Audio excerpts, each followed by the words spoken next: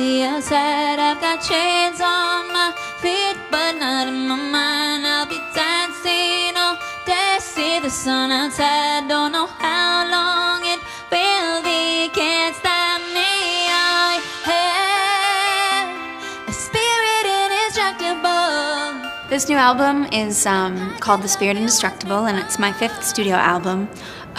Really excited about it because I feel like it has a real adrenaline and energy to it and excitement. There's a rawness to it. I describe it as a friendly punch in the face. It's not violent, but it's aggressive. It has a rawness and an immediacy to it. But it's also friendly because the themes are quite positive, quite spiritual, and very uplifting. My pain is a rhythm flowing through everything, and the melody is never-ending. Spirit Indestructible is a really important song on the album. It's the title track, and it's one of my favorites. It means a lot to me, and I hope it ends up meaning a lot to fans that listen to it. And I make music so people can enjoy it and bring it into their own worlds. And I feel like the songs aren't even mine. They're mine when I write them. And then after, when I share them, they just belong to everybody else. I really make music for people to enjoy. And that's why I make music.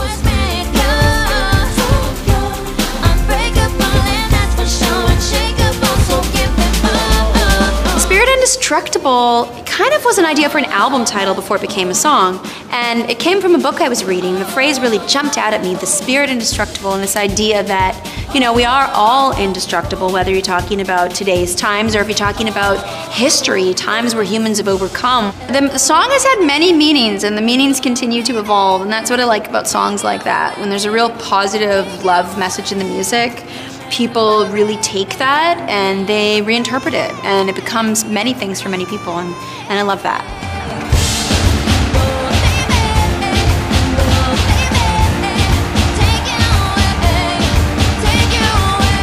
There are a lot of personal tracks on The Spirit Indestructible. I think I was in a really great, healthy, positive state of mind when I did most of these records.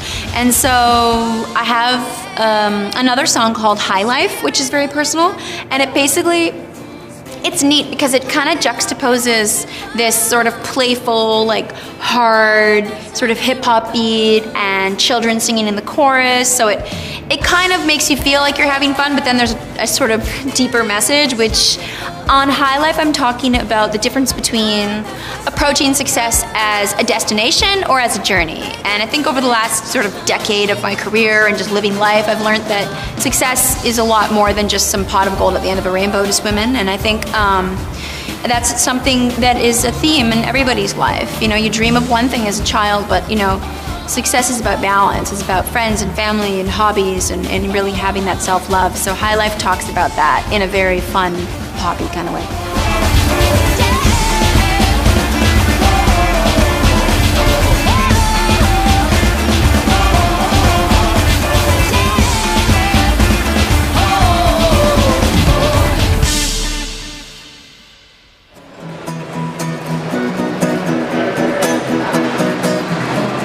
The secret to balance in life is having positive people around you in your personal life and in your career. You need to surround yourself with positive people with great energy, and you need to be able to determine, you know, what kind of energy just kind of drags you down and what doesn't.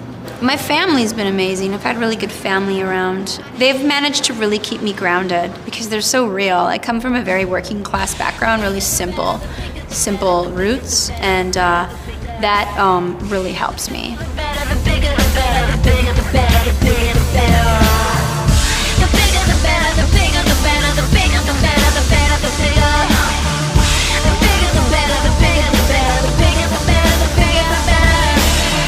I actually write all my lyrics and melodies, so all my lyrics and melodies come from me since I was a baby. When I was a baby, I actually had words and melodies in my head as I grew older, and before I had the facility to write them down.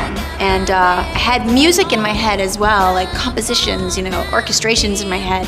And eventually, as I grew older, I started playing instruments and writing the songs down, and it just was this thing that was inside of me. And now it's how I hear music. I write songs. Normally the lyric and melody comes to me at the same time.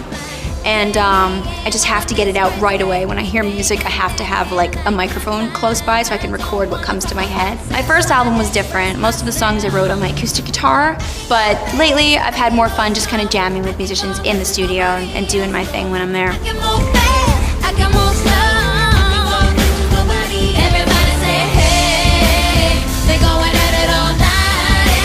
What I like to do on my albums is kind of mix it up and really showcase some world musicians and maybe a few people that people, may not have heard of, turn people onto some new music. I've got the Kenyan Boys Choir. I've also got Nas on a track called Something.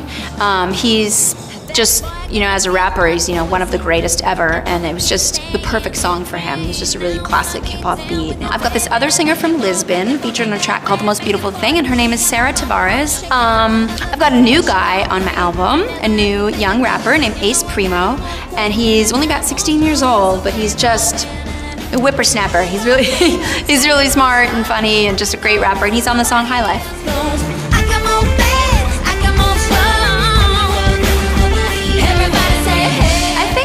Just having been in this business for about 12 years now, I've learned a lot over the years, and the first, they say you have your whole life to write your first album, and for me that would have been, Whoa Nelly, which came out in 2000. I feel like I've lived a whole other lifetime since then. It's 2012, and The Spirit Indestructible feels like my debut again, in a way.